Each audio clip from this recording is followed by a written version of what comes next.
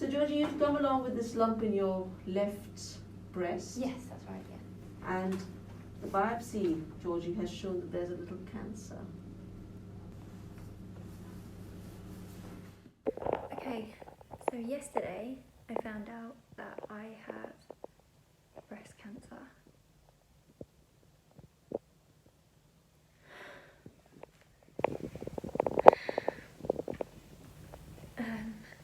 Today I've had a mammogram, a scan, and something put into the lump. All night I've been really unwell. I've felt really unwell. I haven't been able to eat this morning before work. And last night anything that hit my mouth I just wanted to throw it up again.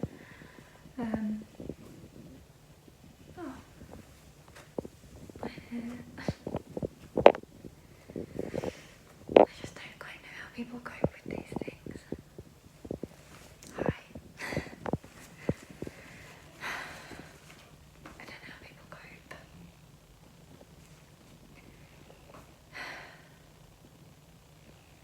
But I guess we have to.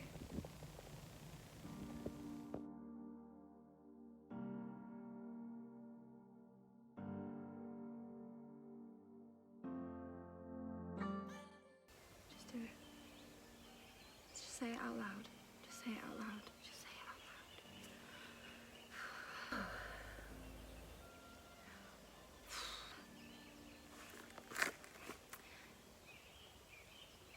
My name is 𝕋𝔸𝔾𝕊, and I've been diagnosed with breast cancer.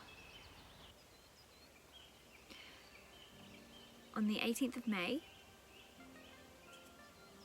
I received my news. I didn't have many breast changes. I didn't have dimpling of the skin. My nipple was fine. I just felt something that felt like a gland underneath my arm here. It didn't feel quite right. Being outside is the only thing that's helped me. Apart from obviously the support from my friends and family and the Macmillan nurses. Okay, so being outside is one of the things that's helped me. When I first was diagnosed, I couldn't eat, I couldn't sleep, I was physically sick. It came out of everywhere. I was physically sick. I couldn't keep anything in. I was hungry, but as soon as I put anything to my mouth, it would make me gag. I just gagged. I just couldn't eat it. And that stressed me even more. That upset me because I thought I need to be strong to fight this. And I couldn't eat. But then I got my head around it and I spoke to my doctor again and I thought, I'm not ill yet. Now's the time to just process this. Just don't get stressed out about other things. Just, if I'm not eating, I'm not eating. Don't get stressed out about it.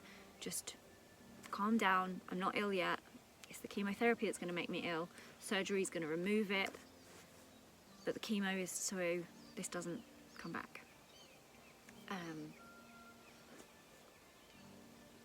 But the only thing I could keep down was watermelon, honeydew melon, I could keep that down. Ginger tea helped a lot. And being outside, just being outside helped so much.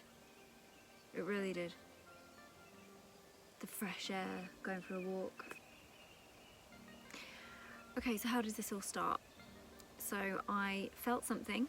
I felt like a little, a really small lump under my arm. People always say it's like a pea or it feels like a lump, but this didn't. It felt more like kind of like a tiny olive. So maybe like the pip out of an olive. Tiny, absolutely tiny. Smaller than a pea, smaller than, I don't know, something smaller than a piece of food you get stuck in your teeth. It really small. I felt that. I went to my doctor.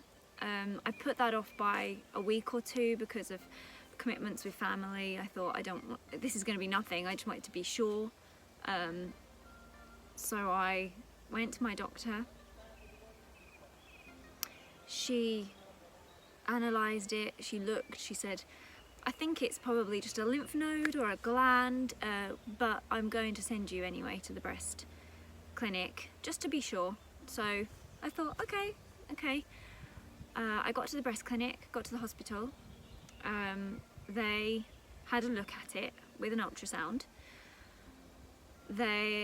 The lady looked at it on the ultrasound and it looked exactly how I described it, kind of like an olive, like a grape, that sort of shape, more long than round, but again, tiny.